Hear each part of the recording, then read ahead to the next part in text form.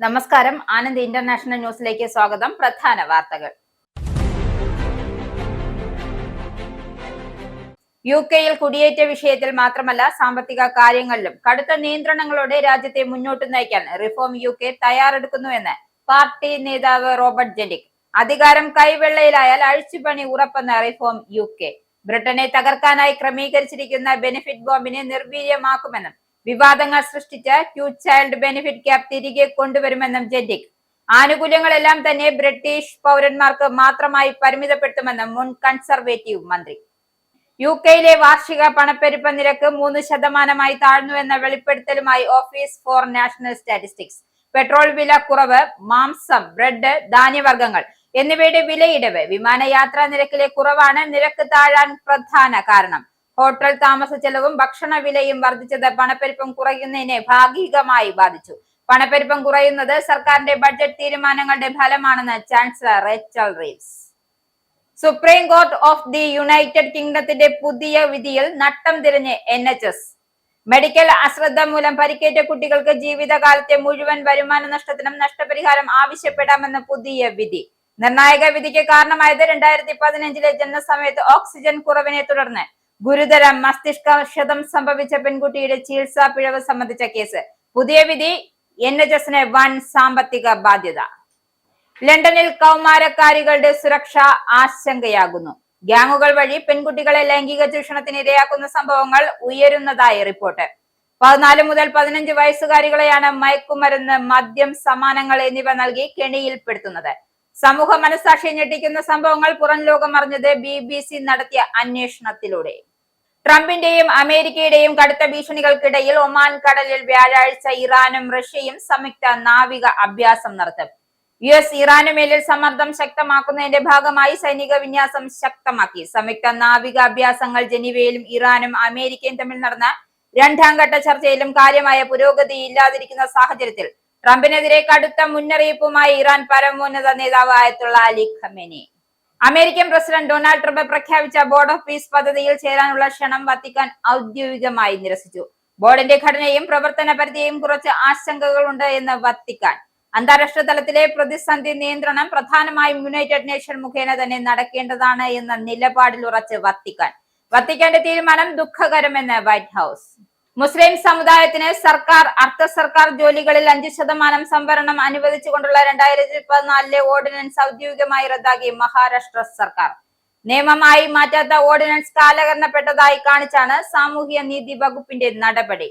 മുസ്ലിം വിഭാഗക്കാർക്ക് പ്രത്യേക പിന്നോക്ക വിഭാഗം ജാതി സർട്ടിഫിക്കറ്റുകൾ നൽകുന്നത് ഉൾപ്പെടെയുള്ള എല്ലാ അനുബന്ധ ഭരണ പ്രക്രിയകളും സർക്കാർ അവസാനിപ്പിച്ചു. വിവേചനപരവും രാഷ്ട്രീയ പ്രേരിതവുമായ തീരുമാനമെന്ന് പ്രതിപക്ഷ കക്ഷികൾ. കർണാടകത്തിലെ അധികാരമാറ്റത്തിൽ ധാരണയെന്ന് ഉപമുഖ്യമന്ത്രി DK ശിവകുമാർ. തീരുമാനമുണ്ടായത് താനും മുഖ്യമന്ത്രി സിദ്ധരാമയ്യയുമായി കോൺഗ്രസ് ദേശീയ നേതൃത്വവും നടത്തിയ ചർച്ചകളിൽ. സമയമാകുമ്പോൾ സിദ്ധരാമയ്യ തന്നെ അധികാരമാറ്റം വെളിപ്പെടുത്തുമെന്നും ശിവകുമാർ. ശിവകുമാറിന്റെ വെളിപ്പെടുത്തൽ സിദ്ധരാമയ്യ പക്ഷം MLA-മാരിൽ ചിലർ ഒരുമിച്ച് വിദേശയാത്ര നടത്തുന്നത് അധികാരമാറ്റവുമായി ബന്ധപ്പെട്ടാണ് എന്ന അഭ്യൂഹങ്ങൾക്കിടയിൽ. ശബരിമല സ്വർണ്ണക്കൊള്ള കേസിലെ അന്വേഷണവുമായി സഹകരിക്കാൻ മൊബൈൽ കമ്പനികൾക്ക് നിർദ്ദേശം നൽകി ഹൈക്കോടതി. പ്രതികളുടെ ഫോൺ വിളി വിശദാംശങ്ങൾ, ടവർ ലൊക്കേഷൻ ഉൾപ്പെടെയുള്ള കാര്യങ്ങൾ കൈമാറണമെന്നും കോടതി. SIT ആവശ്യപ്പെടുന്ന വിവരങ്ങൾ നൽകാൻ മൊബൈൽ സേവന ദാതാക്കൾക്ക് ഹൈക്കോടതിയുടെ നിർദ്ദേശം. പ്രതികളുടെ മൊബൈൽ ഫോൺ വിശദാംശങ്ങൾ ശേഖരിക്കാനുള്ള നടപടികൾ ആരംഭിച്ചു SIT. വാർത്തകൾ വിശദമായി. കുടിയേറ്റ വിഷയത്തിൽ മാത്രമല്ല സാമ്പത്തിക കാര്യങ്ങളിലും കടുത്ത നിയന്ത്രണങ്ങളോടെ രാജ്യത്തെ മുന്നോട്ട് നയിക്കാനാണ് റിഫോം യുകെ തയ്യാറെടുക്കുന്നത് എന്ന സൂചനയുമായി പാർട്ടി നേതാവ് റോബർട്ട് ജെന്റിക്കിന്റെ പ്രസ്താവനകൾ. പാർട്ടി അധികാരത്തിലേറിയാൽ ചാൻസലർ ആകുമെന്ന് കരുതപ്പെടുന്ന ജെന്റിക് പറഞ്ഞത് ഏറെ വിവാദങ്ങൾക്ക് ശേഷം എടുത്തുകളഞ്ഞ ടു ചൈൽഡ് ബെനിഫിറ്റ് ക്യാപ് തിരികെ കൊണ്ടുവരും എന്നാണ്. മാനസിക ആരോഗ്യത്തിന്റെ പേരിൽ ഡിസബിലിറ്റി ആനുകൂല്യങ്ങൾ കൈപ്പറ്റുന്നവർക്ക് പണം ലഭിക്കുന്നതിന് മുൻപായി അവർ രോഗികളാണെന്ന് തെളിയിക്കേണ്ടതായി വരും. ആകെ താറുമാറായി കിടക്കുന്ന ക്ഷേമ പദ്ധതികളെ നേരായ പാതയിലേക്ക് എത്തിക്കുന്നതിന് കർക്കശ നടപടികൾ കൈക്കൊള്ളുമെന്നാണ് അദ്ദേഹം വ്യക്തമാക്കിയത്. ബ്രിട്ടനെ തകർക്കാനായി ക്രമീകരിച്ചിരിക്കുന്ന ബെനിഫിറ്റ് ബോംബിനെ നിർവീര്യമാക്കുമെന്നാണ് റിഫോം യുകെയുടെ സാമ്പത്തിക നയരൂപീകരണ സമിതിയുടെ ചുമതല വഹിക്കുന്ന മുൻ കൺസർവേറ്റീവ് മന്ത്രി കൂടിയായ റോബർട്ട് ജെന്റിക് വ്യക്തമാക്കിയിരിക്കുന്നത്. 2 കുട്ടികൾക്ക് മാത്രമായി ചൈൽഡ് ബെനിഫിറ്റ് പരിമിതപ്പെടുത്തുന്ന ടു ചൈൽഡ് ബെനിഫിറ്റ് ക്യാമ്പ് കഴിഞ്ഞ വർഷമായിരുന്നു കെയർ സ്റ്റാമർ സർക്കാർ എടുത്തുകളഞ്ഞത്. അത് തിരികെ കൊണ്ടുവരുന്നതിനൊപ്പം മാനസികാരോഗ്യത്തിന്റെ പേരിൽ പേഴ്സണൽ ഇൻഡിപെൻഡൻസ് പേയ്മെന്റ് കൈപ്പറ്റുന്നവർക്ക് ആരോഗ്യസ്ഥിതിയുമായി ബന്ധപ്പെട്ട് ക്ലിനിക്കൽ പരിശോധനാ റിപ്പോർട്ടുകൾ ഹാജരാക്കേണ്ടതായി വരും. നിലവിൽ സ്വയം പരിശോധന നടത്തി സാക്ഷ്യപ്പെടുത്തിയാൽ മതിയാകും. അതുമാത്രമല്ല, ചെറിയ രീതിയിലുള്ള ഉത്കണ്ഠ, വിഷാദം തുടങ്ങിയ അവസ്ഥയിലുള്ളവർക്ക് ഈ ആനുകൂല്യം നിഷേധിക്കുകയും അവരെ തൊഴിലെടുക്കാൻ പ്രേരിപ്പിക്കുകയും ചെയ്യുന്നു. ഈ ആനുകൂല്യങ്ങൾ എല്ലാം തന്നെ ബ്രിട്ടീഷ് പൗരന്മാർക്ക് മാത്രമായി പരിമിതപ്പെടുത്തുമെന്നും ജെൻഡിക് വ്യക്തമാക്കി. മാത്രമല്ല, PIP ആനുകൂല്യം കൈപ്പറ്റുന്നവർക്ക് അതിലെ മോട്ടബിലിറ്റി സ്കീം വഴി ലഭിക്കുന്ന തുക പുതിയ കാറുകൾ ലീസിലെടുക്കാൻ ഉപയോഗിക്കുന്നത് പോലുള്ള സ്കീം ദുരുപയോഗം തടയാൻ നടപടികൾ കൈക്കൊള്ളുമെന്നും അദ്ദേഹം കൂട്ടിച്ചേർത്തു. സാമ്പത്തിക അച്ചടക്കം തിരികെ കൊണ്ടുവരാനാണ് താൻ ശ്രമിക്കുന്നതെന്നും അദ്ദേഹം വ്യക്തമാക്കി. UK വാർഷിക പണപ്പെരുപ്പ നിരക്ക് ജനുവരിയിൽ 3% താഴ്ന്നതായി ഓഫീസ് ഫോർ നാഷണൽ സ്റ്റാറ്റിസ്റ്റിക്സ്. ഡിസംബറിൽ ഇത് 3.4 ആയിരുന്നു. പെട്രോൾ വില കുറവ്, മാംസം, ബ്രെഡ്, ധാന്യവർഗ്ഗങ്ങൾ എന്നിവ ഉൾപ്പെടെ വിലയിടിവ്, വിമാനയാത്രാ നിരക്കിലെ കുറവ് എന്നിവയാണ് നിരക്ക് താഴാൻ പ്രധാന കാരണം. ഹോട്ടൽ താമസ ചെലവും ഭക്ഷണവിലയും വർദ്ധിച്ചത് പണപ്പെരുപ്പം കുറയുന്നതിനെ ഭാഗികമായി ബാധിച്ചു എന്നാണ് പുറത്തുവരുന്ന വിവരങ്ങൾ സൂചിപ്പിക്കുന്നത്. പണപ്പെരുപ്പം കുറയുന്നു എന്നത് വില കുറയുന്നു എന്നത് അർത്ഥമില്ല എന്നും വിലകൾ ഇപ്പോഴും ഉയരുകയാണ് എന്നും സാമ്പത്തിക വിദഗ്ധർ അഭിപ്രായപ്പെട്ടു. പക്ഷേ വില ഉയരുന്നതിന്റെ വേഗം കുറയുകയാണ് എന്നതാണ് യാഥാർത്ഥ്യമെന്നാണ് ചൂണ്ടിക്കാണിക്കപ്പെടുന്നത്. പണപ്പെരുപ്പം 2% നിലനിർത്തുകയാണ് ബാങ്ക് ഓഫ് ഇംഗ്ലണ്ടിന്റെ ലക്ഷ്യം. നിലവിൽ ഇത് ലക്ഷ്യത്തിന് മുകളിലാണ് എന്നും അടുത്ത മാസങ്ങൾ 2% അടുത്തു വരുമെന്നും ബാങ്ക് പ്രവചിക്കുന്നു. മാർച്ചിൽ പലിശ നിരക്ക് കുറവ് വരുത്തുവാനുള്ള സാധ്യത വർദ്ധിച്ചതായും സാമ്പത്തിക വിദഗ്ധർ വിലയിരുത്തുന്നു. അതേസമയം തൊഴിലില്ലായ്മ നിരക്ക് 5.2% ഉയർന്ന സാഹചര്യത്തിൽ സമ്പദ് വ്യവസ്ഥ ഇപ്പോഴും സമ്മർദ്ദത്തിലാണ് എന്ന ആശങ്കയുമുണ്ട്. പണപ്പെരുപ്പം കുറയുന്നത് സർക്കാരിന്റെ ബഡ്ജറ്റ് തീരുമാനങ്ങളുടെ ഫലമാണെന്നും ചാൻസലർ റച്ചൽ റീവ്സ് വ്യക്തമാക്കി. ലഭ്യമായ ബില്ലിന്റെ 150 പൗണ്ട് ഇളവും റെയിൽ കൂലി, മരുന്ന് എന്നിവ നിലനിർത്തിയതാണ് ഇതിന് കാരണമെന്നും അവകാശപ്പെട്ടു. ജീവിത ചെലവ് കുറയ്ക്കുക എന്നതാണ് എന്റെ പ്രധാന പരിഗണന എന്ന് കെയർ സ്റ്റാമർ പ്രതികരിച്ചു. എന്നാൽ ലേബർ സർക്കാരിന്റെ സാമ്പത്തിക നയങ്ങളാണ് കുടുംബങ്ങളെ ബാധിച്ചത് എന്ന് പ്രതിപക്ഷത്തിന്റെ ധനകാര്യ വക്താവ് വിമർശനം ഉന്നയിച്ചു. പണപ്പെരുപ്പ കുറവിന്റെ വാർത്ത പ്രതീക്ഷിക്കുന്നുണ്ട് എങ്കിലും സാധാരണ ജനങ്ങൾക്ക് അതിന്റെ ഗുണഫലം ഉടൻ അനുഭവപ്പെടുന്നില്ല എന്നും വ്യാപാരികളും സംരംഭകരും വ്യക്തമാക്കുന്നുണ്ട്. മെഡിക്കൽ അശ്രദ്ധ മൂലം പരിക്കേറ്റ കുട്ടികൾക്ക് ജീവിതകാലത്തെ മുഴുവൻ വരുമാന നഷ്ടത്തിനും നഷ്ടപരിഹാരം ആവശ്യപ്പെടാമെന്ന് Supreme Court of the United Kingdom വിധിച്ചു. ഇതുവരെ കുട്ടികൾക്ക് പ്രതീക്ഷിക്കപ്പെട്ട ആയുസ് പരിധിവരെ മാത്രമാണ് നഷ്ടപരിഹാരം അനുവദിച്ചിരുന്നത്. പുതിയ വിധിയോടെ NHSന് വൻ സാമ്പത്തിക ബാധ്യതയിലേക്ക് എത്തുകയാണ്. 2015 Sheffield Teaching Hospitals NHS Foundation ട്രസ്റ്റിൽ ജനന സമയത്ത് ഓക്സിജൻ കുറവിനെ തുടർന്ന് ഗുരുതര മസ്തിഷ്ക ക്ഷതം സംഭവിച്ച പെൺകുട്ടിയുടെ കേസിൽ പരിക്ക് ഉണ്ടായിരുന്നില്ല എങ്കിലും അവൾക്ക് ലഭ്യമായിരുന്ന അല്ലെങ്കിൽ ലഭിക്കുന്ന പൂർണ്ണ ജോലിയും ജീവിതവും പെൻഷനും ഉൾപ്പെടുത്തി നഷ്ടപരിഹാരം കണക്കാക്കണമെന്നും കോടതി വ്യക്തമാക്കി. കുട്ടിയുടെ ചികിത്സയിൽ വീഴ്ച സംഭവിച്ചതായും ട്രസ്റ്റ് സമ്മതിച്ചു. ഗുരുതര സെറിബ്രൽ പാൾസി, കാഴ്ചക്കുറവ്, എപ്പിലസ് എന്നിവ ഉൾപ്പെടെ കുട്ടിക്ക് 24 മണിക്കൂർ പരിചരണം ആവശ്യമാണ്. 2023 ഹൈക്കോടതി 68.6 ലക്ഷം പൗണ്ട് ലംസം തുകയും വർഷം തോറും 3.95 ലക്ഷം പൗണ്ടും അനുവദിച്ചിരുന്നു. എന്നാൽ പുതിയ വിധിയോടെ 68-ാം വയസ്സുവരെയുള്ള പൂർണ്ണ ജോലി ജീവിതത്തിലെ വരുമാന നഷ്ടവും പെൻഷനും പരിഗണിക്കേണ്ടതാണ് എന്നും സുപ്രീം കോടതി വിധിയിൽ വ്യക്തമാക്കി. കുടുംബത്തിന്റെ അഭിഭാഷകർ അധിക നഷ്ടപരിഹാരം 8 ലക്ഷം പൗണ്ട് കവിഞ്ഞേക്കാമെന്നാണ് വ്യക്തമാക്കിയത്. എന്റെ കുഞ്ഞ് നിയമം മാറ്റി എന്നാണ് കുട്ടിയുടെ അമ്മ വിധിയോട് പ്രതികരിച്ചത്. ഇത് NHSന് വലിയ സാമ്പത്തിക ബാധ്യത സൃഷ്ടിക്കാനിടയുണ്ട്. നിലവിൽ NHSന്റെ ക്ലിനിക്കൽ നെഗ്ലിജൻസ് ബാധ്യത 60 പൗണ്ട് ബില്യൺ ആയി എന്നാണ് കണക്കാക്കപ്പെടുന്നത്. അതിൽ 2-ലും 3-ലും പ്രസവവുമായി ബന്ധപ്പെട്ട ചികിത്സാ പിഴവുകളുടെ നഷ്ടപരിഹാരത്തിനാണ് കണ്ടെത്തിയിരിക്കുന്നത്. ഇംഗ്ലണ്ടിൽ പ്രതിവർഷം ഏകദേശം 250 പ്രസവ മസ്തിഷ്ക ക്ഷത കേസുകൾ റിപ്പോർട്ട് ചെയ്യപ്പെടുന്നുണ്ട്. പരാതികൾ കോടതി വഴിയല്ലാതെ മധ്യസ്ഥതയിലൂടെ വേഗത്തിൽ തീർക്കാനും പിഴവുകളിൽ നിന്നും ഗൗരവമായി പാഠം പഠിക്കുവാനും NHS ശ്രമിക്കണമെന്നും പബ്ലിക് അക്കൗണ്ട് കമ്മിറ്റി അധ്യക്ഷൻ വ്യക്തമാക്കിയിട്ടുണ്ട്. 2022-നും 2024-നും ഇടയിൽ പണിത വീടുകളുടെ കണക്കിലാണ് വർദ്ധിച്ച നിലയിൽ വെള്ളപ്പൊക്കം ഭീഷണി നേരിടുന്നത്. ഇക്കാലത്ത് പണിത 3,96,602 വീടുകളിലും 43,937 വീടുകളും വെള്ളപ്പൊക്ക ഭീഷണിയാണ് എന്ന് കണക്കാക്കുന്നു. ചെറിയ റിസ്കുള്ള വീടുകളുടെ കണക്കെടുത്താൽ പുതിയ വീടുകളുടെ പാതിയോളം ഈ കണക്കിലേക്ക് കയറും എന്ന വിവരം കൂടി പങ്കുവെക്കപ്പെടുമ്പോൾ ബ്രാൻഡ് ന്യൂ വീട് വാങ്ങുന്നവരിൽ നല്ല പങ്കും കയ്യിലെ പണം നൽകി തീരാ ദുരിതം സ്വയം ഏറ്റെടുക്കുകയാണ്. ആകെ നിർമ്മിച്ച വീടുകളിൽ 11% ഈ ഭീഷണിയിലാണ് എന്ന് കണക്കുകൾ വ്യക്തമാക്കുമ്പോൾ എണ്ണം തീരെ ചെറുതല്ല. ഈ സർക്കാരിന്റെ കാലത്ത് 15 ലക്ഷം വീടുകളാണ് പണിയാൻ ഉദ്ദേശിക്കുന്നത് എന്നതിനാൽ ഇനിയുള്ള 11 ലക്ഷം വീടുകൾ വെള്ളപ്പൊക്ക ഭീഷണി ഒഴിവാക്കി സ്ഥലം കണ്ടെത്തുക എന്നത് പ്രായോഗികം ആയിരിക്കില്ല. ഇംഗ്ലണ്ടിലെ കണക്കുകൾ മാത്രം വെച്ച് ഇത്രയും വീടുകൾ റിസ്കിൽ ആയതോടെ കനത്ത വെള്ളപ്പൊക്കം നേരിടുന്ന വെയിൽസിലെ കണക്കുകൾ കൂടി പുറത്തു വരുമ്പോൾ ഭീഷണി നേരിടുന്ന വീടുകളുടെ എണ്ണം ഇനിയും കൂടും എന്നത് ഉറപ്പാണ്. പ്രമുഖ ഇൻഷുറൻസ് കമ്പനിയായ അവീവ അടക്കം നൽകുന്ന കണക്കുകളാണ് ഇപ്പോൾ പുറത്തു വന്നിരിക്കുന്നത്. ഇതോടെ വീടുകളുടെ ഇൻഷുറൻസ് പ്രീമിയം വലിയ തോതിൽ രാജ്യമൊട്ടാകെ ഉയരാനുള്ള സാധ്യതയും തള്ളിക്കളയാനാകില്ല. പ്രത്യേകിച്ചും വെള്ളപ്പൊക്ക ഭീഷണിയുള്ള പ്രദേശങ്ങളിൽ വലിയ തോതിൽ ഇൻഷുറൻസ് വർദ്ധിപ്പിക്കും എന്ന കാര്യം ഉറപ്പാണ്. അതിനിടെ സകല സുരക്ഷയും ഉറപ്പാക്കി വീടുകൾ പ്ലാനിംഗ് പ്രോജക്ട് അനുമതി നൽകുന്ന കാര്യത്തിൽ സർക്കാരും വെട്ടിലായിരിക്കുകയാണ്. അനുയോജ്യമായ സ്ഥലങ്ങൾ ആവശ്യത്തിന് കിട്ടാനില്ല എന്നത് സർക്കാരിൽ സൃഷ്ടിക്കുന്ന സമ്മർദ്ദം ചെറുതല്ല.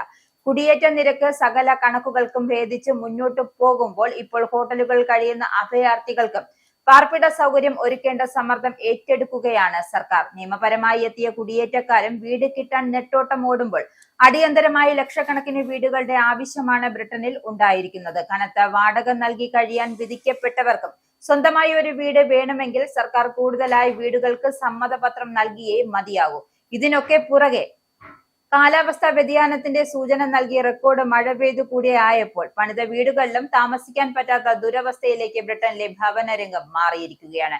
ഗ്രേറ്റർ ലണ്ടനും എക്സസും വെള്ളപ്പൊക്ക ഭീഷണിയിൽ മുന്നിൽ നിൽക്കുമ്പോൾ Lincolnshire, east York, west England, north west England തുടങ്ങിയ പ്രദേശങ്ങളും ഹൈ റിസ്ക് പട്ടികയിൽ തന്നെയാണ് ഇടം പിടിച്ചിരിക്കുന്നത്. നിലവിൽ കിഴക്കൻ പ്രദേശങ്ങൾ മാത്രമാണ് അല്പമെങ്കിലും റിസ്ക് കുറഞ്ഞ മേഖലയായി വിലയിരുത്തപ്പെടുന്നത്.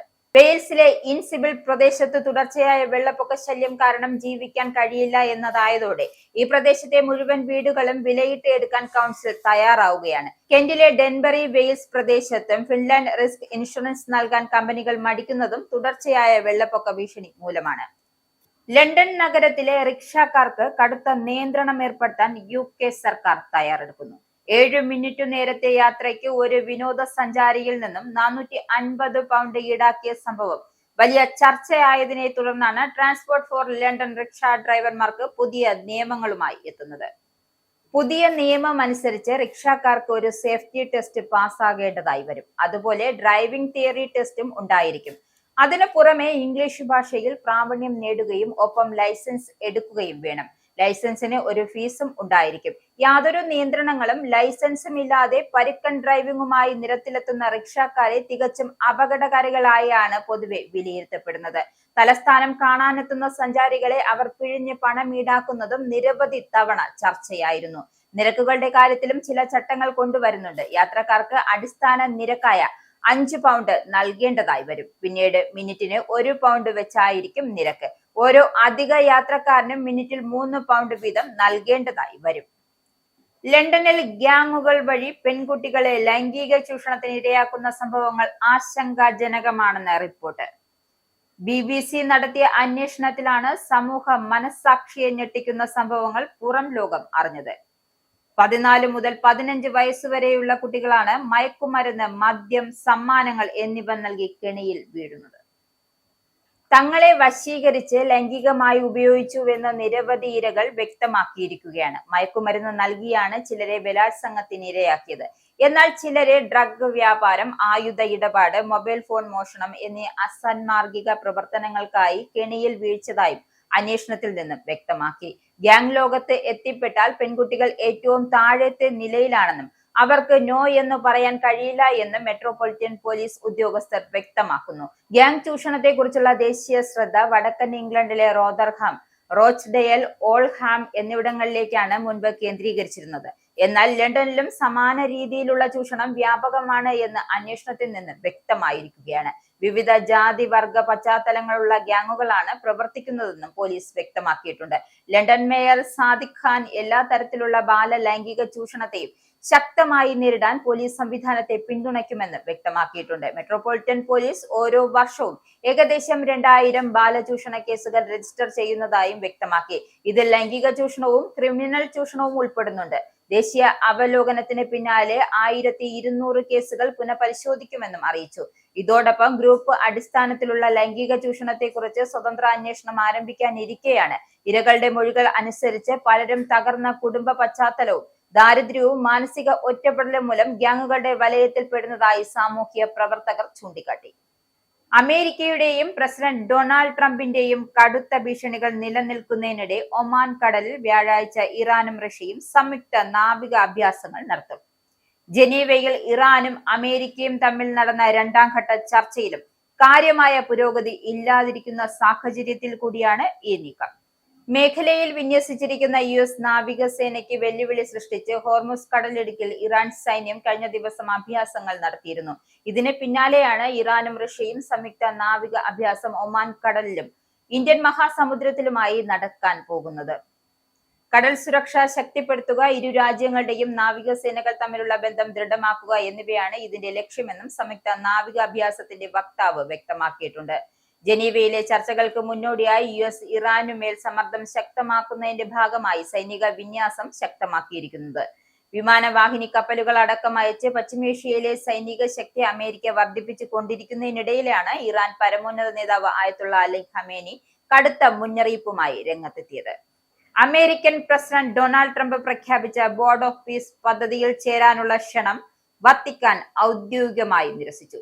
ഗാസ പുനർനിർമ്മാണ പ്രവർത്തനങ്ങൾ മേൽനോട്ടം വഹിക്കാൻ ആദ്യം രൂപകൽപ്പന ചെയ്ത ഈ ബോർഡ് പിന്നീട് ആഗോള സമാധാന വേദിയാക്കി വിപുലീകരിച്ചതാണ്. എന്നാൽ ബോർഡിന്റെ ഘടനയെയും പ്രവർത്തന പരിധിയെയും കുറിച്ച് ആശങ്കകളുണ്ട് എന്ന സൂചനയാണ് വത്തിക്കാൻ നൽകുന്നത്. Vatican state secretary cardinal Pietro Parolin മാധ്യമങ്ങളോട് പ്രതികരിക്കുമ്പോൾ അന്താരാഷ്ട്ര തലത്തിലെ പ്രതിസന്ധി നിയന്ത്രണം പ്രധാനമായും യുണൈറ്റഡ് നേഷൻ മുഖേന തന്നെ നടക്കേണ്ടതാണ് എന്ന നിലപാട് ആവർത്തിച്ചിരിക്കുന്നു. നിർദ്ദേശിച്ചിരിക്കുന്ന ബോർഡിൽ പരിഹരിക്കപ്പെടേണ്ട നിർണായക വിഷയങ്ങൾ ഇപ്പോഴും ബാക്കിയുണ്ട് എന്നും അദ്ദേഹം വ്യക്തമാക്കി. ട്രംപ് അധ്യക്ഷനായ ഈ ബോർഡിൽ അംഗങ്ങളെ നിയമിക്കുന്നതും അജണ്ട നിശ്ചയിക്കുന്നതും സാമ്പത്തിക കാര്യങ്ങൾ മേൽനോട്ടം വഹിക്കുന്നതും പ്രസിഡന്റിന് തന്നെ അധികാരമായിരിക്കുമെന്നും റിപ്പോർട്ടുകൾ പുറത്തുവന്നിട്ടുണ്ട്. ഈ ഘടന അന്താരാഷ്ട്ര സംവിധാനങ്ങളെ പിന്നിലാക്കുമെന്ന ആശങ്ക പല രാജ്യങ്ങളും പ്രകടിപ്പിക്കുകയും ചെയ്തിരുന്നു. ബ്രിട്ടൻ, ഫ്രാൻസ്, നോർവേ തുടങ്ങിയ രാജ്യങ്ങൾ ക്ഷണം നിരസിച്ചതായി വ്യക്തമാക്കി. ഇറ്റലിയും യൂറോപ്യൻ യൂണിയനും നിരീക്ഷകരായി പങ്കെടുക്കാമെന്ന നിലപാടിലാണ്. Russian president Vladimir Putin, Belarus president Alexander Lukashenko എന്നിവർക്ക് ക്ഷണം നൽകിയതും വിവാദങ്ങൾക്ക് വഴിവെച്ചു. ഇതിനിടെ വത്തിക്കാന്റെ തീരുമാനത്തെ ദുഃഖകരമെന്ന് വൈറ്റ് ഹൌസ് വിശേഷിപ്പിച്ചു. സമാധാന ശ്രമങ്ങളെ രാഷ്ട്രീയവൽക്കരിക്കരുതെന്നും ബോർഡിന് ലോകമെമ്പാടുമുള്ള നിരവധി രാജ്യങ്ങളുടെ പിന്തുണയുണ്ട് എന്നും വൈറ്റ് ഹൌസ് പ്രസിഡന്റ് വ്യക്തമാക്കിയിട്ടുണ്ട്. ഈ ആഴ്ച വാഷിംഗ്ടണിൽ ബോർഡിന്റെ ആദ്യ യോഗം ചേരുമെന്നാണ് വിവരം. വത്തിക്കാന്റെ നീരസം ആഗോള നയതന്ത്ര വൃത്തങ്ങളിൽ കൂടുതൽ ചർച്ചകൾക്ക് ഇടയാക്കുമെന്നാണ് സൂചന. അമേരിക്കയിലെ കാലിഫോർണിയ സംസ്ഥാനത്തെ സിയറ നെവാഡ മലനിരയിലുണ്ടായ ശക്തമായ ഹിമപാതത്തിൽ കുറഞ്ഞത് 10 സ്കീയർമാർ കാണാതായതായി റിപ്പോർട്ട്.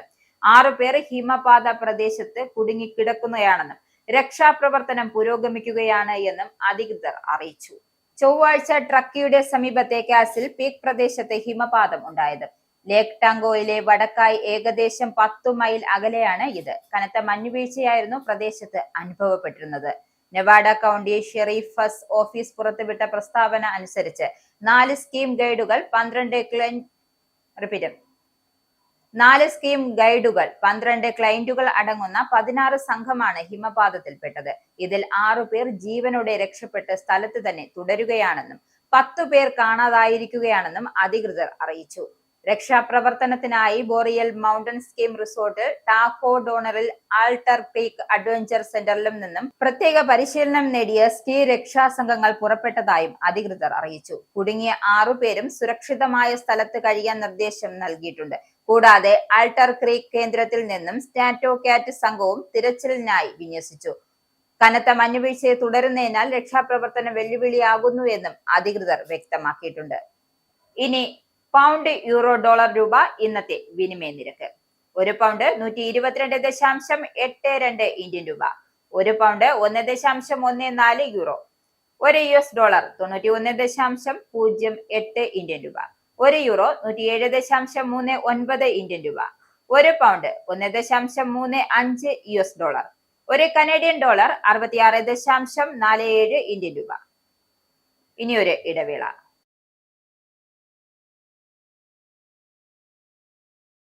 വീണ്ടും വാർത്തകളിലേക്ക്. വിദ്യാഭ്യാസ സ്ഥാപനങ്ങളിലും സർക്കാർ അർദ്ധ സർക്കാർ ജോലികളിലും മുസ്ലിം സമുദായത്തിന് 5% സംവരണം അനുവദിച്ചുകൊണ്ടുള്ള 2014 ഓർഡിനൻസ് ഔദ്യോഗികമായി റദ്ദാക്കി മഹാരാഷ്ട്ര സർക്കാർ. നിയമമായി മാറ്റാത്ത ഓർഡിനൻസ് കാലഹരണപ്പെട്ടതായി കാട്ടിയാണ് സാമൂഹ്യ നീതി വകുപ്പിന്റെ നടപടി. മുസ്ലിം വിഭാഗക്കാർക്ക് പ്രത്യേക പിന്നോക്ക വിഭാഗം ജാതി സർട്ടിഫിക്കറ്റുകൾ നൽകുന്നതുൾപ്പെടെയുള്ള എല്ലാ അനുബന്ധ ഭരണ പ്രക്രിയകളും ഇതോടെ അവസാനിപ്പിക്കുന്നതായി സർക്കാർ വ്യക്തമാക്കി. തിരുത്തൽ നടപടി എന്നാണ് സർക്കാർ നടപടിയെ വിശേഷിപ്പിച്ചത്. അതേസമയം വിവേചനപരവും രാഷ്ട്രീയ പ്രേരിതവുമായ തീരുമാനമാണ് ഇതെന്നും ന്യൂനപക്ഷ ക്ഷേമ പ്രതിബദ്ധതകളെ ദുർബലപ്പെടുത്തുന്നു എന്നും പ്രതിപക്ഷ കക്ഷികളും മുസ്ലിം സമുദായ നേതാക്കളും ആരോപിച്ചു. മഹാരാഷ്ട്രയിലെ ജനസംഖ്യയുടെ 11.5% മുസ്ലിം സമുദായമാണ്. കോട്ട അനുവദിച്ചുള്ള ഓർഡിനൻസ് നിയമസഭ പാസാക്കിയിട്ടില്ല എന്നും അതിനാൽ അത് അസാധുവായി പോയി എന്നും സർക്കാർ വ്യക്തമാക്കി. ഓർഡിനൻസിലെ ചില ഭാഗങ്ങൾ ഹൈക്കോടതി സ്റ്റേ ചെയ്തിരുന്നു. ഓർഡിനൻസ് നിയമപ്രാബല്യം ഇല്ലാത്തതിനാൽ ഇത് ആവശ്യമാണ് എന്നും സർക്കാർ വ്യക്തമാക്കി. നിയമപരമായ ഔപചാരികതയുടെ മറവിൽ ന്യൂനപക്ഷ ക്ഷേമത്തെ സർക്കാർ അവഗണിക്കുകയാണ് എന്നും കോൺഗ്രസും എൻസിപിയും എസ്പിയും ആരോപിച്ചു. കർണാടകത്തിലെ അധികാരമാറ്റം സംബന്ധിച്ച് ധാരണയായിട്ടുണ്ട് എന്ന് ഉപമുഖ്യമന്ത്രി DK ശിവകുമാർ. കോൺഗ്രസ് ദേശീയ നേതൃത്വവും മുഖ്യമന്ത്രി സിദ്ധരാമയ്യയും താനും നടത്തിയ ചർച്ചകളിൽ തീരുമാനമെടുത്തിട്ടുണ്ട്. സമയമാകുമ്പോൾ സിദ്ധരാമയ്യ തന്നെ വെളിപ്പെടുത്തുമെന്നും ശിവകുമാർ കൂട്ടിച്ചേർത്തു. സിദ്ധരാമയ്യ പക്ഷം MLA-മാരിൽ ചിലർ ഒരുമിച്ച് വിദേശയാത്ര നടത്തുന്നത് അധികാരമാറ്റവുമായി ബന്ധപ്പെട്ടതാണ് എന്ന അഭ്യൂഹങ്ങൾക്കിടയിലാണ് ശിവകുമാറിന്റെ പ്രഖ്യാപനം എത്തിയത്. സംസ്ഥാനത്ത് അധികാരമാറ്റം ഉടൻ ഉണ്ടാകില്ല എന്നും സിദ്ധരാമയ്യ പക്ഷം വാദിക്കുന്നതിനിടെയാണ് മാറ്റം ഉണ്ടാകുമെന്ന വ്യക്തമായ സൂചന നൽകുന്ന വിധത്തിൽ ശിവകുമാറിന്റെ പ്രതികരണം എത്തിയത്. ഇതേസമയം MLA-മാരുടെ യാത്രയിൽ ഉണ്ടാകുമെന്ന് പറയപ്പെട്ടിരുന്ന മൃഗസംരക്ഷണ വകുപ്പ് മന്ത്രി K വെങ്കിടേഷ് അതിൽ നിന്നും പിന്മാറി. താൻ വിദേശത്തേക്ക് പോകുന്നില്ല എന്നും യാത്രയിൽ ഉൾപ്പെട്ടവർ സ്വന്തം പണം ഉപയോഗിച്ചാണ് പോകുന്നതെന്നും വെങ്കിടേഷ് കൂട്ടിച്ചേർത്തു. ഇദ്ദേഹത്തിന്റെ നേതൃത്വത്തിലാണ് യാത്ര ക്രമീകരിച്ചതെന്നായിരുന്നു മുൻപ് പറഞ്ഞിരുന്നത്. യാത്രയെക്കുറിച്ച് അറിയില്ലെന്നും ശിവകുമാർ പ്രതികരിച്ചു. ആരെങ്കിലും സ്പോൺസർ ചെയ്ത യാത്രയാണോ, MLA-മാർ സ്വന്തമായി പോകുന്നതാണോ എന്ന് തനിക്കറിയില്ല. പാർട്ടി സംസ്ഥാന അധ്യക്ഷൻ എന്ന നിലയിൽ തനിക്ക് ഇങ്ങനെയൊരു യാത്രയെക്കുറിച്ച് അറിയിപ്പ് ലഭിച്ചിട്ടില്ല എന്നും ശിവകുമാർ കൂട്ടിച്ചേർത്തു. യാത്ര വലിയ ചർച്ചയായതോടെയാണ് മന്ത്രി ഇതിൽ നിന്നും പിന്മാറിയത്. കേരളമടക്കമുള്ള സംസ്ഥാനങ്ങളിലെ തിരഞ്ഞെടുപ്പ് കഴിയുന്നതോടെ കർണാടകത്തിലും അധികാരമാറ്റത്തിന് സാധ്യതയുണ്ട്. സർക്കാരിന്റെ അവസാന ഒരു വർഷം ശിവകുമാറിനായി ഒഴിയണമെന്ന് സിദ്ധരാമയ്യ സമ്മതിച്ചതായും റിപ്പോർട്ടുകളുണ്ട്. എന്നാൽ ഒരു വർഷം കൊണ്ട് തുടർഭരണം ഉറപ്പിക്കാൻ എളുപ്പമല്ലെന്നും അതിനാൽ അധികാരമാറ്റം ഉടൻ വേണമെന്നുമാണ് ശിവകുമാറിന്റെ ആവശ്യം. അതിനാൽ സിദ്ധരാമയ്യ സർക്കാർ 3 വർഷം പൂർത്തിയാക്കുന്ന മേയിൽ അധികാരമാറ്റത്തിന് സാധ്യതയുണ്ട്. തമിഴ്നാട് രാഷ്ട്രീയത്തിൽ നാടകീയ നീക്കങ്ങൾ. വിജയകാന്തിന്റെ പാർട്ടിയായ DMK സഖ്യത്തിൽ ചേർന്നു. DMDK general secretary Premalatha Vijayakanth DMK ആസ്ഥാനത്തെത്തി മുഖ്യമന്ത്രി സ്റ്റാലിനുമായി കൂടിക്കാഴ്ച നടത്തി. നിയമസഭാ തെരഞ്ഞെടുപ്പ് അടുത്തിരിക്കുന്ന സാഹചര്യത്തിൽ NDAക്ക് കനത്ത തിരിച്ചടിയാണ് ഉണ്ടായത്.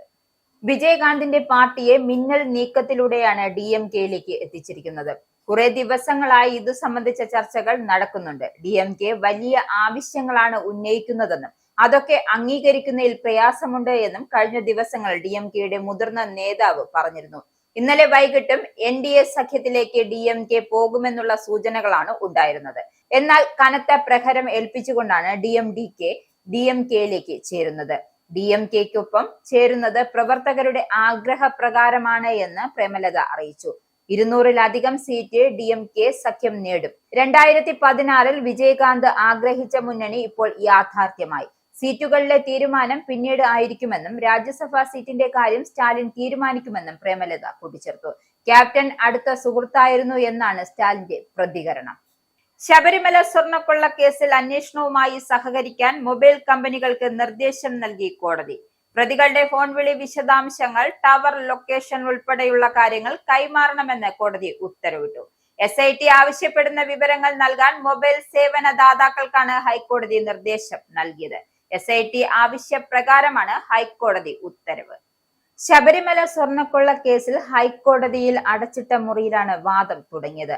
അന്വേഷണ പുരോഗതി റിപ്പോർട്ട് SP ഹാജരാക്കി. സാമ്പിൾ എടുക്കാൻ നടപടികൾ സ്വീകരിച്ചു എന്നും കോടതിയിൽ അറിയിച്ചു. പ്രതികളുടെ മൊബൈൽ ഫോൺ വിശദാംശങ്ങൾ ശേഖരിക്കാനുള്ള നടപടികൾ തുടങ്ങിയതായും റിപ്പോർട്ടിൽ പറയുന്നു. മൊബൈൽ സേവന ദാതാക്കൾ സഹകരിച്ചാൽ മാത്രമേ ഈ അന്വേഷണം പൂർത്തിയാക്കാൻ കഴിയുള്ളൂ എന്നും SP വ്യക്തമാക്കി. ഇതോടെയാണ് മൊബൈൽ കമ്പനികൾ സഹകരിക്കണമെന്ന് ഹൈക്കോടതി ഉത്തരവിട്ടത്. പ്രതികളുടെ ഫോൺ വിശദാംശങ്ങൾ ലഭ്യമാക്കാൻ കമ്പനികൾ സഹകരിക്കണമെന്നും SIT ആവശ്യപ്പെടുന്ന വിവരങ്ങൾ കൈമാറണമെന്നും ഹൈക്കോടതി ആവശ്യപ്പെടുകയാണ്. നിയമസഭാ തെരഞ്ഞെടുപ്പിൽ കോൺഗ്രസ് MPമാരുടെ അഭിപ്രായം നേരത്തെയും തേടിയിട്ടുണ്ട് എന്നും ഇതിന്റെ ഭാഗമാണ് ഇത്തവണയും MPമാരുമായുള്ള കൂടിക്കാഴ്ചയെന്ന് കൊടിക്കുന്നിൽ സുരേഷ്. തനിക്ക് പാർലമെന്റ് തിരക്കുകൾ ഉണ്ടായിരുന്നതിനാൽ നേരത്തെ കൂടിക്കാഴ്ച നടന്നില്ല. നിയമസഭയിൽ മത്സരിക്കണോ എന്ന് പാർട്ടിയാണ് തീരുമാനമെടുക്കേണ്ടത്. താൻ അങ്ങനെ ഒരു ആവശ്യം മുന്നോട്ട് വെച്ചിട്ടില്ല. വ്യക്തിപരമായി മത്സരിക്കാൻ താല്പര്യമില്ല. MPമാർ മത്സരിക്കണോ എന്നതിൽ തീരുമാനമായിട്ടില്ല എന്നും കൊടിക്കുന്നിൽ സുരേഷ് വ്യക്തമാക്കി. നിയമസഭാ തെരഞ്ഞെടുപ്പ് 2 പ്രധാനപ്പെട്ട മണ്ഡലങ്ങൾ വെച്ചുമാറാൻ ലീഗും കോൺഗ്രസും ധാരണ. ചേലക്കര ലീഗിന് വിട്ടു നൽകി കോങ്ങാടുമായി വെച്ചുമാറാനാണ് തീരുമാനമായിരിക്കുന്നത്. ഇതുമായി ബന്ധപ്പെട്ട് കോൺഗ്രസും ലീഗും ചർച്ച നടന്നു. സീറ്റുകൾ വെച്ചുമാറാൻ ഇരുവർക്കും സമ്മതമെന്നാണ് സൂചന. എന്നാൽ മണ്ഡലങ്ങളിൽ ഏത് സ്ഥാനാർത്ഥികളെ ഇറക്കുമെന്ന ആശങ്കയിലാണ് പാർട്ടികൾ. സീറ്റ് വെച്ചുമാറുന്നതുമായി ബന്ധപ്പെട്ട് തൃശൂരിലെ കുന്നംകുളത്താണ് ഇരു പാർട്ടികളിലെയും നേതാക്കൾ തമ്മിൽ ചർച്ച നടന്നത്. VD സതീശന്റെ പുതുയുഗയാത്ര കുന്നംകുളത്ത് എത്തിയപ്പോൾ കഴിഞ്ഞ ദിവസം കോൺഗ്രസ് നേതാക്കളും PK കുഞ്ഞാലിക്കുട്ടി ഉൾപ്പെടെയുള്ള ലീഗ് നേതാക്കളും തമ്മിൽ കൂടിക്കാഴ്ച നടത്തിയിരുന്നു. ഈ കൂടിക്കാഴ്ചയിലാണ് 2 സീറ്റുകൾ വെച്ചുമാറാൻ ധാരണയായത്. കോങ്ങാട് മണ്ഡലത്തിൽ UC രാമനാണ് കഴിഞ്ഞ തവണ മത്സരിച്ചിരുന്നത്. ഇത്തവണ VK ശ്രീകണ്ഠന്റെ ഭാര്യ KA തുളസിയെ മത്സരിപ്പിക്കാനുള്ള സാധ്യതകളാണ് കാണുന്നത്. നേരത്തെ ഒറ്റപ്പാലത്ത് നിന്നും ചേലക്കരയിൽ നിന്നും KA തുളസി മത്സരിച്ചിരുന്നു. ചേലക്കരയിൽ K രാധാകൃഷ്ണനോട് തുളസി പരാജയപ്പെടുകയായിരുന്നു. തുടർന്ന് ഇടവേളയ്ക്ക് ശേഷം തുളസി വീണ്ടും മത്സര രംഗത്തേക്ക് എത്തുകയാണ്. അതേസമയം ചേലക്കരയിൽ ലീഗ് സീറ്റിൽ ആരും മത്സരിക്കുമെന്ന ആശയക്കുഴപ്പം ലീഗിനുണ്ട്. ജില്ലയിൽ നിന്നുമുള്ള സ്ഥാനാർത്ഥിയെയാണ് ലീഗ് തിരയുന്നത്. നേരത്തെ ലീഗ് അഖിലേന്ത്യാ സെക്രട്ടറി ജയന്തി രാജനെ മത്സരിപ്പിക്കാൻ ചർച്ച നടന്നെങ്കിലും സംവരണ മണ്ഡലമായതിനാൽ സാധ്യതയില്ല എന്നാണ് വിവരം. നിലവിൽ LDFന് 10,000-ത്തിലധികം വോട്ടുകൾ ഭൂരിപക്ഷമുള്ള മണ്ഡലത്തിൽ അട്ടിമറിയുണ്ടാകാൻ ലീഗിന് കഴിയുമോ എന്നതാണ് ആകാംക്ഷ. ഇനി സ്പോർട്സ്.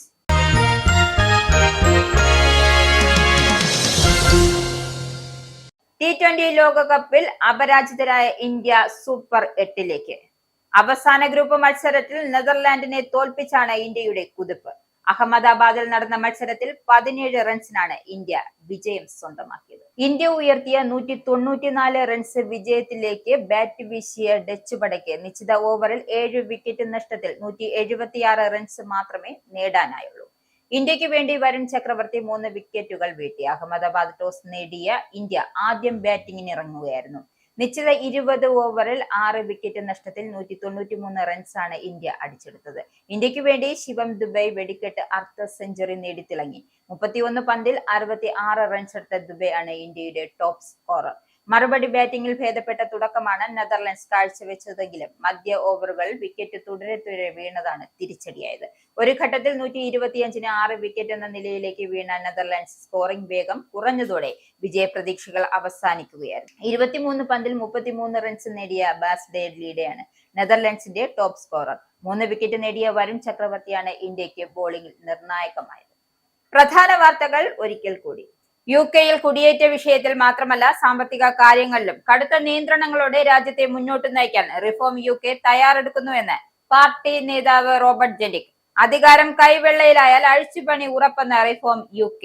ബ്രിട്ടനെ തകർക്കാനായി ക്രമീകരിച്ചിരിക്കുന്ന ബെനിഫിറ്റ് ബോംബിനെ നിർവീര്യമാക്കുമെന്നും വിവാദങ്ങൾ സൃഷ്ടിച്ച ചൈൽഡ് ബെനിഫിറ്റ് ക്യാപ് തിരികെ കൊണ്ടുവരുമെന്നും ജെന്റിക്. ആനുകൂല്യങ്ങളെല്ലാം തന്നെ ബ്രിട്ടീഷ് പൗരന്മാർക്ക് മാത്രമായി പരിമിതപ്പെടുത്തുമെന്നും മുൻ കൺസർവേറ്റീവ് മന്ത്രി. UK-യിലെ വാർഷിക പണപ്പെരുപ്പ നിരക്ക് 3% താഴ്ന്നുവെന്ന വെളിപ്പെടുത്തലുമായി Office for National Statistics. Petrol വില കുറവ്, മാംസം, ബ്രെഡ്, ധാന്യവർഗ്ഗങ്ങൾ എന്നിവയുടെ വിലയിടിവ്, വിമാനയാത്രാ നിരക്കിലെ കുറവാണ് നിരക്ക് താഴാൻ പ്രധാന കാരണം. ഹോട്ടൽ താമസ ചെലവും ഭക്ഷണ വിലയും വർദ്ധിച്ചത് പണപ്പെരുപ്പം കുറയുന്നതിനെ ഭാഗികമായി ബാധിച്ചു. പണപ്പെരുപ്പം കുറയുന്നത് സർക്കാരിന്റെ ബഡ്ജറ്റ് തീരുമാനങ്ങളുടെ ഫലമാണെന്ന് ചാൻസലർ റേച്ചൽ റീവ്സ്.